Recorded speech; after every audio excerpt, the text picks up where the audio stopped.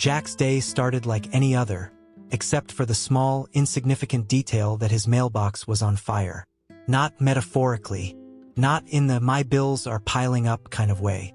No, his mailbox was literally engulfed in flames. A smoldering heap of twisted metal and ash. And the culprit? A flamethrower.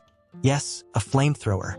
Because apparently, in the suburban jungle of Willow Creek Estates, this was how the Homeowners Association HOA chose to enforce its rules. Jack stood there, coffee mug in hand, staring at what used to be his perfectly functional mailbox, now resembling something out of a post-apocalyptic war zone. "Morning, Jack," chirped his neighbor Karen from across the street, her voice as cheery as her aggressively floral bathrobe. "HOA finally got to your mailbox, huh? Told you they didn't like that shade of blue." Jack blinked. "They burned it down because of the color?" Karen shrugged as if this were the most normal thing in the world. "Well, technically it was midnight sky, and the HOA guidelines specifically state navy blue. You know how they are about rules. Rules." Jack had spent 20 years in the military following rules. Important ones like, don't step on landmines, or don't let classified intel fall into enemy hands. But here he was, back on American soil, being ambushed by a suburban militia armed with flamethrowers over a paint swatch. He knelt down to inspect the wreckage. The mailbox had been reduced to a pile of molten aluminum and charred wood. The faint smell of burnt paper lingered in the air. A tragic reminder that yesterday's mail would never see the light of day. Somewhere in that pile were his utility bills and a coupon for 10% off at Home Depot. A tragedy, indeed. As Jack stood up, he noticed something fluttering in what remained of the mailbox post. A crisp white envelope miraculously untouched by the inferno. He pulled it out and opened it with the kind of precision that only years of disarming explosives could teach you. It was a letter from the HOA. "Dear Mr. Thompson," it began in Comic Sans, a font choice that somehow made this whole situation even more offensive. "Your mailbox has been found to be in violation of Section 12B of the Willow Creek Estates Homeowners Association Guidelines. As such, corrective action has been taken to ensure compliance. Please remit $150 for mailbox removal fees within 14 days. Jack read it twice just to be sure he wasn't hallucinating. They had torched his property and billed him for it? This wasn't an HOA.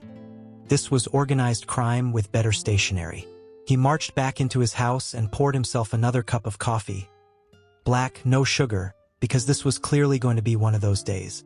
As he sipped, he pulled out the HOA's covenants, conditions and restrictions, or CC and RS.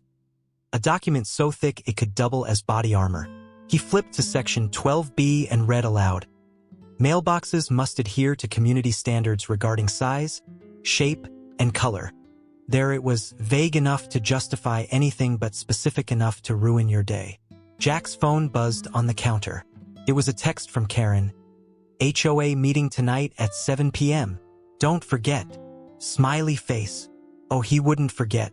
By 6:45 p.m., Jack was ready. He'd swapped his usual jeans and t-shirt for his old dress uniform, the one with all the medals and ribbons that screamed, "I've seen some things." If these people wanted rules and authority, they were about to get more than they bargained for. The HOA meeting was held in the community clubhouse, a beige monstrosity that smelled faintly of mildew and bad decisions. Inside, about 24 residents sat on folding chairs arranged in neat rows facing a table where 3 HOA board members presided like suburban monarchs. At the center of this unholy trinity was Linda Davenport, HOA president and self-appointed queen of compliance. Linda had the kind of face that could curdle milk and a voice that could make even Siri sound warm and approachable. "Welcome, everyone." Linda began with a tight-lipped smile that suggested she'd rather be anywhere else but here.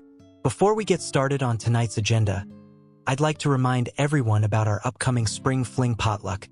Please RSVP by Friday." Jack raised his hand. Linda's smile faltered slightly but didn't disappear entirely. A politician's smile if ever there was one. "Yes, Mr. Thompson," Jack said as he stood up.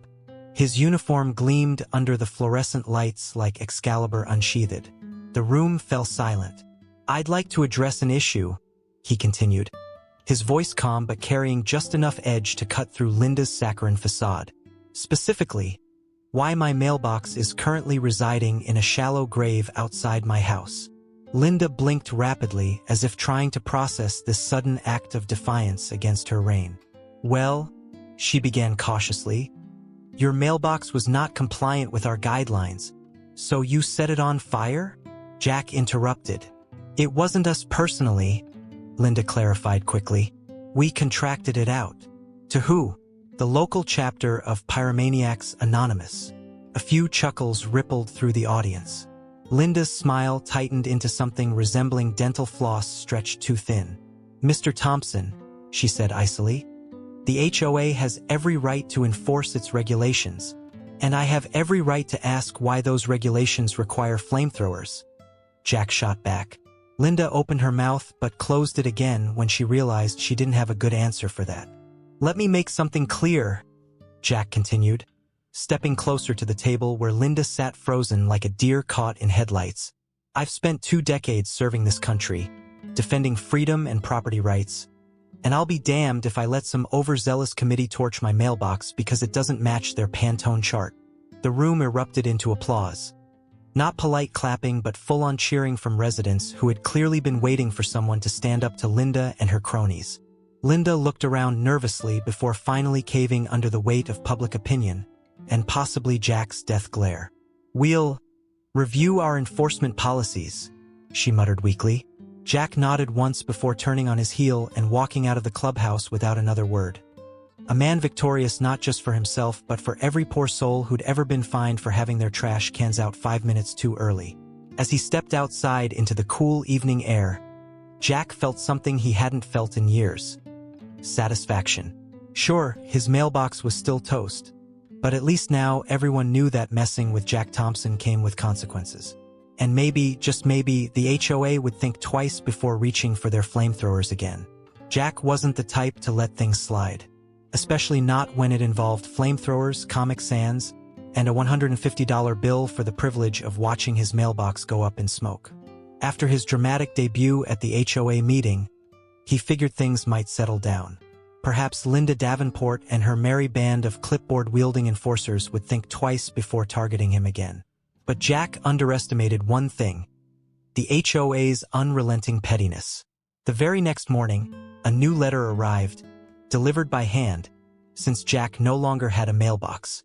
It was taped to his front door with the kind of aggressive precision that suggested whoever placed it there wanted to make a point.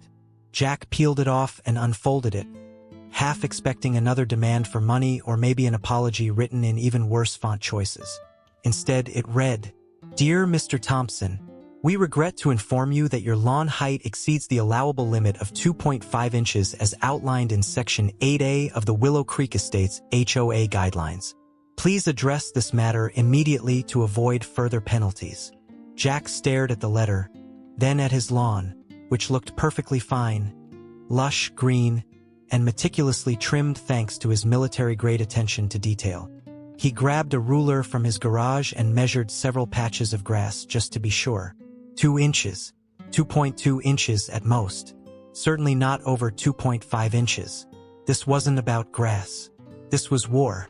Jack decided to play along, for now.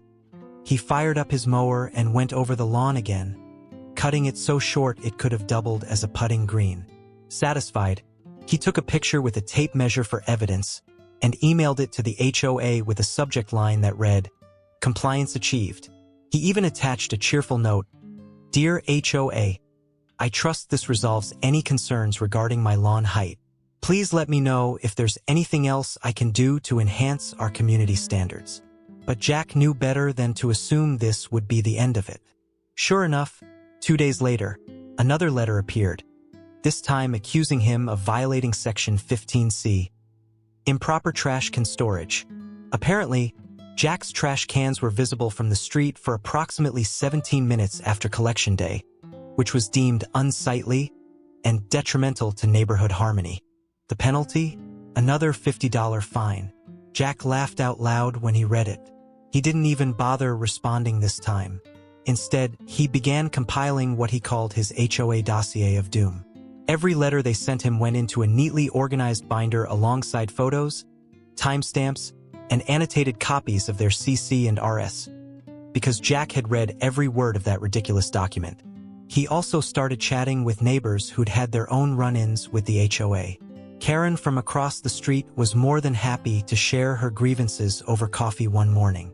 "They fined me for having unauthorized garden ornaments," she said, gesturing toward her front yard where two ceramic gnomes stood innocently among her flower beds. "Gnomes?" Jack asked incredulously.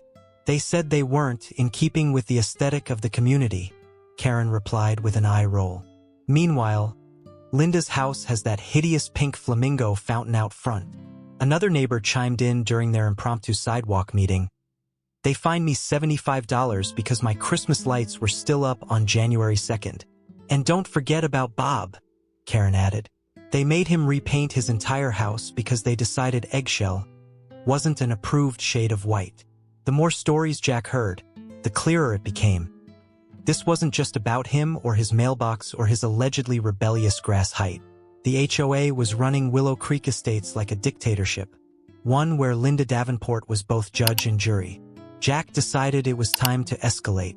He started by requesting copies of all financial records from the HOA under their own transparency clause, a clause they probably hoped no one would ever read or use against them. When Linda refused to provide them, claiming they were confidential, Jack reminded her, in writing, that withholding financial documents from homeowners was not only against their bylaws but also illegal under state law. Reluctantly, Linda handed over a stack of poorly organized spreadsheets that looked like they'd been created by someone who thought Excel was just a fancy calculator. Jack spent an entire weekend combing through them and quickly discovered several irregularities. For starters, there were unexplained charges labeled miscellaneous expenses, totaling thousands of dollars over the past year.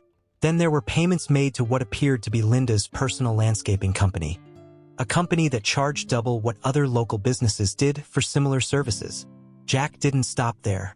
He filed Freedom of Information Act requests with local government offices to obtain permits and contracts related to HOA activities.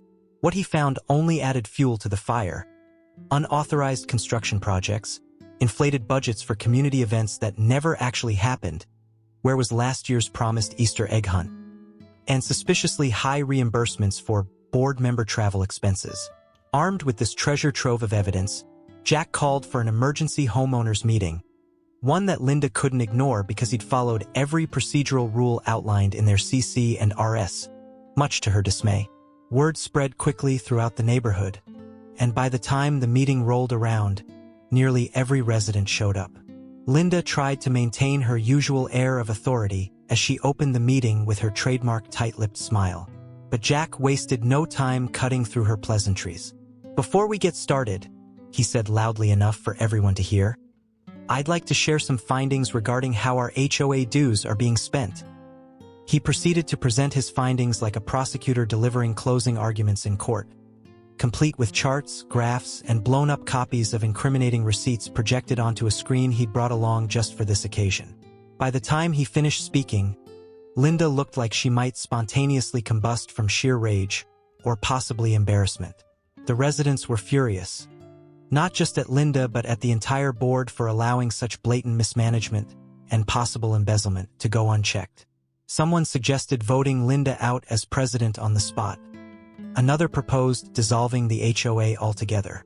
Jack didn't care what they decided as long as one thing was clear: messing with him and his mailbox had been a colossal mistake. As he left the meeting that night amid cheers and pats on the back from neighbors who'd once been too afraid to speak up, Jack felt something he hadn't felt since returning home from his last deployment. Victory. And maybe, just maybe, a little bit of hope for Willow Creek Estates after all. The fallout from the emergency homeowners meeting was nothing short of spectacular. Linda Davenport's iron grip on Willow Creek Estates had been pried loose, and the residents, emboldened by Jack's exposé, were now questioning everything. Why did the HOA need a $10,000 community beautification fund when the only thing they ever seemed to beautify was Linda's front yard? Why were there so many fines for arbitrary things like unauthorized wreath sizes, but no accountability for how that money was spent? And most importantly, why did Linda own a flamethrower in the first place? Jack, however, wasn't done. Oh no, the mailbox incident had ignited something in him. A deep, burning need to see justice served. Sure, Linda had been humiliated, but she was still clinging to her position as HOA president like a barnacle on a sinking ship. And Jack knew that as long as she held any power, she'd find a way to retaliate. People like Linda always did. So Jack decided it was time for Phase 2. Operation Overkill. The first step was gathering intelligence. Jack began spending his evenings walking around the neighborhood under the guise of getting some fresh air. In reality, he was noting every single HOA violation he could find. And oh, there were plenty. Linda's infamous pink flamingo fountain? It exceeded the maximum allowable height for lawn ornaments by at least 3 inches. The trellis in her backyard? Installed without proper permits. Her driveway? Recently repaved with a material that wasn't on the approved list. But Jack didn't stop with Linda. He documented violations on every board member's property. The vice president had an unapproved satellite dish mounted on his roof. The treasurer's backyard shed violated setback regulations. Even the secretary, who seemed like a relatively harmless retiree, had an illegal bird feeder that attracted nuisance wildlife, according to Section 14D of the CC&RS. Jack compiled all of this information into a detailed report complete with photos, measurements, and references to specific HOA guidelines. He titled it A Comprehensive Review of HOA Leadership Compliance and emailed it to every resident in the neighborhood. The response was immediate and glorious. By the next morning, the neighborhood group chat was blowing up with messages like, "Wait, Linda's fountain is illegal? Can we fine them for this? This explains why they're always so busy fining us. They're too lazy to follow their own rules." Linda tried to do damage control by sending out a mass email claiming that the violations were minor and grandfathered in under older versions of the CC&RS. But Jack wasn't having it. He replied all with scanned copies of every relevant section of the guidelines, highlighting where it explicitly stated that no such exemptions existed. The residents were furious, and not just at Linda and her cronies. They were angry at themselves for letting things get this bad in the first place. For years, they'd grumbled about the HOA's heavy-handed tactics but never done anything about it. Now, thanks to Jack, they realized they had power too. That's when things started to get creative. One neighbor decided to test just how far he could push the HOA by painting his mailbox neon green and attaching a disco ball to the top. Another installed a life-size statue of Bigfoot in his front yard with a sign that read, "HOA approved lawn ornament." Karen replaced her gnomes with an entire ceramic zoo, elephants, giraffes, even a hippo, all strategically placed so they were visible from Linda's living room window. Jack watched all of this unfold with equal parts amusement and pride. But he wasn't content to sit back and let chaos reign. No, he wanted something more permanent. Something that would ensure no one in Willow Creek Estates ever had to deal with another Linda Davenport again. So he started digging into state laws governing HOAs and discovered a little-known provision that allowed homeowners to vote out their board members if 2/3 of residents signed a petition calling for new elections. It wouldn't be easy. Linda still had her loyalists, but Jack figured if he could convince enough people that change was necessary, they might just pull it off. He spent the next few weeks going door to door with his petition, armed with charm, facts, and occasionally cookies, because who could say no to cookies? Most people signed without hesitation, especially after Jack showed them his dossier on HOA corruption. But there were a few holdouts. One elderly couple refused because they didn't want to rock the boat. Another neighbor worried that removing Linda would lead to even stricter enforcement of rules. But Jack patiently explained that this wasn't about replacing one tyrant with another. It was about creating a fairer system where everyone had a voice. By the time he finished canvassing the neighborhood, Jack had not only collected enough signatures, but also gained something unexpected: friends. For someone who'd spent most of his adult life moving from base to base and never staying anywhere long enough to put down roots, it felt nice. With the petition submitted and new elections scheduled for the following month, Jack turned his attention back to his own property. He replaced his incinerated mailbox with a custom-built steel model that could withstand everything short of an actual missile strike. It was painted navy blue, just like the guidelines required, but featured an engraved plaque that read, "In loving memory of Midnight Sky." He also installed security cameras around his house because while he trusted most of his neighbors, he wouldn't put it past Linda to try something desperate before her reign officially ended.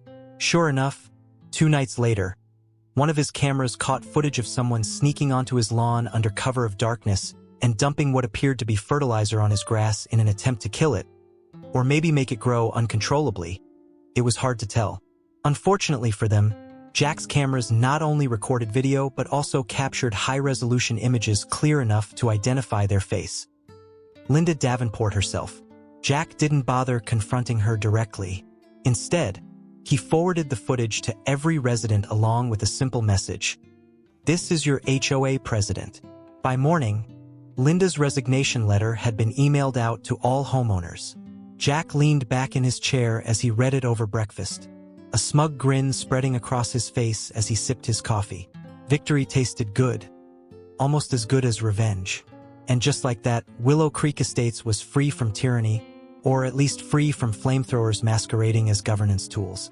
With Linda Davenport gone, the neighborhood was buzzing with a sense of liberation.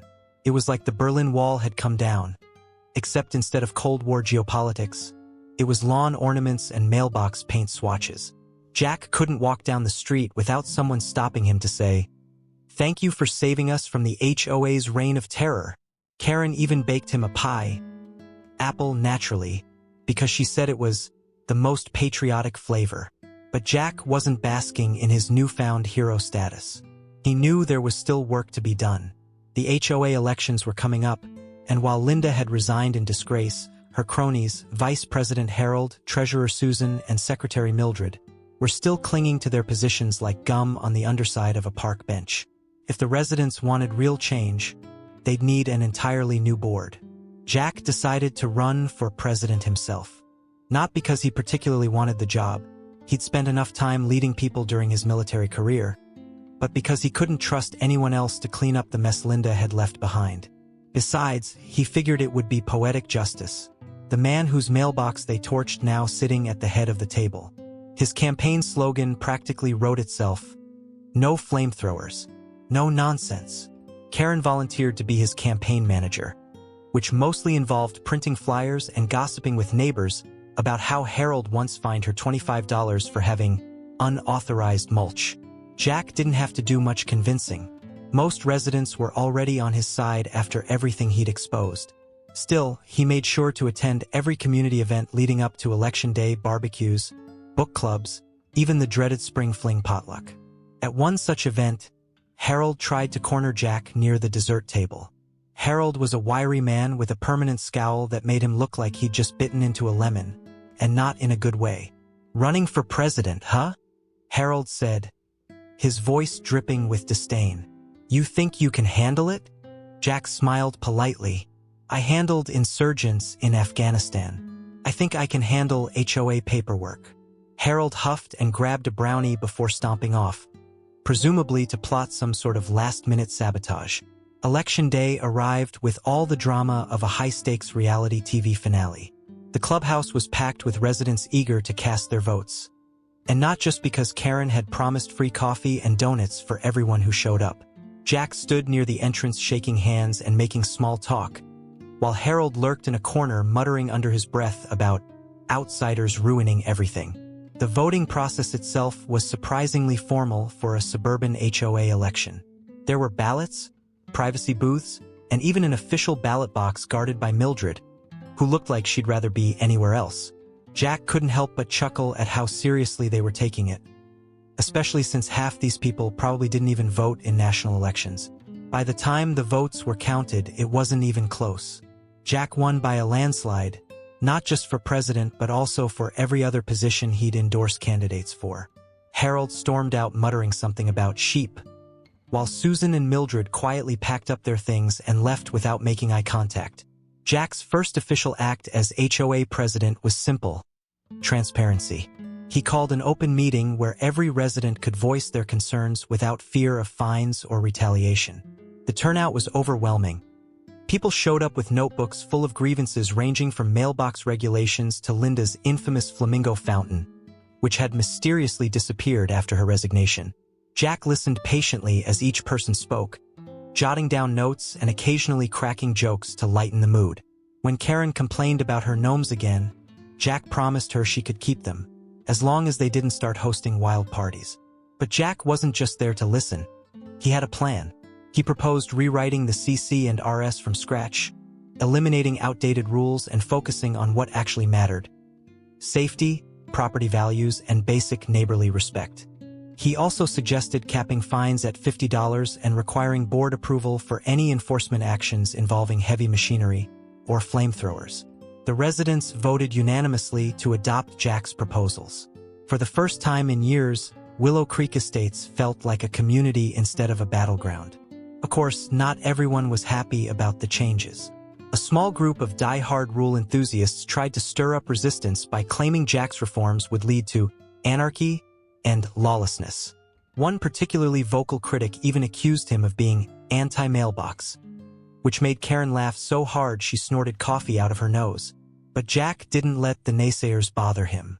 He knew that most people just wanted peace, and maybe a little freedom to express themselves without fear of fines or flamethrowers. As weeks turned into months, Willow Creek Estates began to transform. Residents started decorating their yards with creative flair: colorful mailboxes, quirky lawn ornaments, even an occasional inflatable dinosaur, which Jack personally approved because who doesn't love dinosaurs? The neighborhood became livelier and more welcoming, a place where people actually wanted to live instead of just tolerate. Jack himself became something of a local legend. People started calling him the Mailbox Avenger, which Karen insisted on putting on his nameplate at HOA meetings despite his protests. He took it all in stride. After everything he'd been through, from flaming mailboxes to shady financial records, it felt good to know he'd made a difference. One afternoon as Jack was mowing his lawn, now perfectly compliant at exactly 2 inches, Karen walked over holding 2 mugs of iced tea. "You did it," she said simply. Jack smiled as he took one of the mugs. "We did it." Karen grinned back before gesturing toward his new steel mailbox, the one that had survived multiple storms without so much as a dent. "Think they'll ever try anything like that again?" she asked. Jack shook his head confidently. "Not while I'm here." And with that, they sat back and watched as Willow Creek Estates continued its journey from suburban dictatorship to suburban paradise, one mailbox at a time. Jack thought that with Linda gone, Harold sulking in his corner, and the HOA reformed into something resembling a functioning democracy, life in Willow Creek Estates would finally settle down. He imagined quiet evenings on his porch, sipping iced tea, and watching the sun set over his perfectly compliant lawn. But of course, peace in suburbia is as fleeting as a parking spot at Costco on a Saturday afternoon. It began innocently enough. Jack was reviewing some paperwork in his home office, because apparently being HOA president came with more bureaucracy than he'd anticipated, when Karen burst through his front door without knocking. She was holding her phone like it was a live grenade. "Jack!" she exclaimed, her floral sundress swishing dramatically. "You're not going to believe this." Jack sighed and leaned back in his chair. "Karen, the last time you said that, it was about Harold's secret backyard hot tub that everyone already knew about." "No," Karen said, shaking her head so vigorously her earrings jingled. "This is worse. Look at this." She shoved her phone in Jack's face, and he squinted at the screen. It was a post from what appeared to be a private Facebook group called Save Willow Creek Estates. The group's banner image was a stock photo of an American flag superimposed over an eagle, classic suburban rebellion aesthetics. Jack read the post aloud. "We cannot stand idly by while our neighborhood descends into chaos. Flamingos on lawns? Inflatable dinosaurs? What's next? Graffiti on our mailboxes. It's time to take back our community from Jack Thompson and his so-called reforms." He paused and looked up at Karen. "They're calling me a dictator?" Karen nodded solemnly. "A dictator and anti-mailbox. They even made memes about you." Jack scrolled down to see one such meme. A poorly photoshopped image of him wearing a crown made of mailboxes with the caption "King Jack." ruler of Anarchy Estates. He couldn't help but laugh. This is ridiculous. It gets better, Karen said, taking her phone back. They're planning to hold an emergency meeting tomorrow night at Harold's house. Jack raised an eyebrow. Harold? I thought he'd given up after losing the election. Karen smirked. Apparently not. He's rallying the old guard. Susan, Mildred, even Linda. Linda? Jack asked incredulously. I thought she moved to Florida. She did, Karen said with a shrug. But she's zooming in for the meeting. Jack rubbed his temples. He'd dealt with insurgents in war zones who were less persistent than these people. The next evening, Jack decided to pay Harold's little rebellion a visit. Not as HOA president, but as an interested observer, and maybe just a little bit as someone who enjoyed watching their plans fall apart. He brought Karen along for moral support, and because she insisted on bringing popcorn. Harold's living room was packed with about 20 people, most of whom Jack recognized as the same folks who used to cheerfully enforce Linda's ridiculous rules. Harold stood at the front of the room like a general addressing his troops, gesturing wildly as he spoke. We cannot let this neighborhood become a free-for-all, Harold declared, his voice rising with righteous indignation. Jack Thompson has turned our once pristine community into a circus. Someone in the crowd shouted, Yeah, my neighbor put up Christmas lights in October. And don't forget about those gnomes. Another person added angrily. Karen leaned over and whispered to Jack, I think they might actually be afraid of gnomes. Harold continued his tirade. We need to take back control. We need to reinstate order. And we need to... He stopped mid-sentence when he noticed Jack standing casually in the doorway. The room fell silent. Don't stop on my account, Jack said with an easy smile. I'm just here to listen. Harold turned redder than an overripe tomato but quickly recovered. Well, he said with forced bravado. If it isn't King Jack himself. Karen popped another piece of popcorn into her mouth and muttered, This is better than Netflix. Jack stepped further into the room, hands in his pockets. I couldn't help but notice your little gathering here, he said conversationally. Planning another coup? This isn't a coup, Harold snapped defensively. It's a community discussion. Ah, Jack said, nodding thoughtfully. And does this community discussion involve flaming more mailboxes? Or are we sticking to Facebook memes this time? A few people chuckled nervously, but Harold glared at them until they stopped. You've ruined this neighborhood, Harold spat. Your so-called reforms have turned us into a laughingstock. Jack tilted his head slightly. A laughingstock? Or maybe just human? You know, like people who want to enjoy their homes without worrying about getting fined for having the wrong shade of mulch. Harold opened his mouth to retort, but was interrupted by Linda's voice crackling through Harold's laptop speakers. Don't let him distract you. This is exactly what dictators do. They charm you while they destroy everything you hold dear. Karen nearly choked on her popcorn laughing. Jack raised an eyebrow at Linda's pixelated face on the screen. Linda, he said dryly, you're literally calling me a dictator from Florida while sitting next to what I assume is your illegal flamingo fountain. Linda gasped indignantly but didn't deny it. Jack turned back to the room and addressed everyone else directly. His tone softened, just enough to make them listen without feeling attacked. Look, he said earnestly, I get it. Change is hard. And maybe some of you liked things better when Linda was running the show. Or when Harold was handing out fines like candy on Halloween. He paused for effect before adding with a smirk, which I'm sure he also fined someone for. A few more chuckles rippled through the crowd. But here's the thing, Jack continued seriously. This neighborhood isn't about rules or fines or who has the prettiest lawn ornaments. It's about people, neighbors, working together to make this place better for everyone. He gestured toward Karen, who waved cheerfully with her popcorn bucket still in hand. Even if that means putting up with gnomes or inflatable dinosaurs or Christmas lights in October. The room was quiet for a moment as people exchanged uncertain glances. Finally, one woman near the back raised her hand hesitantly and said, I mean, I don't really mind the gnomes. Another person chimed in, And honestly, the dinosaur is kind of cool. Harold looked like he might combust from sheer frustration as more people started murmuring their agreement. Realizing he'd lost control of the crowd, and possibly his entire rebellion, Harold threw up his hands dramatically and stormed out of the room, muttering something about moving to a gated community where people still had standards. Linda tried to rally them one last time via Zoom but was unceremoniously disconnected when someone accidentally closed Harold's laptop. Or maybe not so accidentally, as people began filing out of Harold's house, some even stopping to thank Jack for coming. Karen grinned at him triumphantly. "Well," she said brightly, tossing her empty popcorn bucket into Harold's trash can on her way out. "That went better than expected." Jack just shook his head and smiled as they walked home together under the glow of someone's early Christmas lights. And that's how Willow Creek Estates finally found its balance. Not through rules or fines or flamethrowers, but through something much simpler. Neighbors learning how to live and laugh together.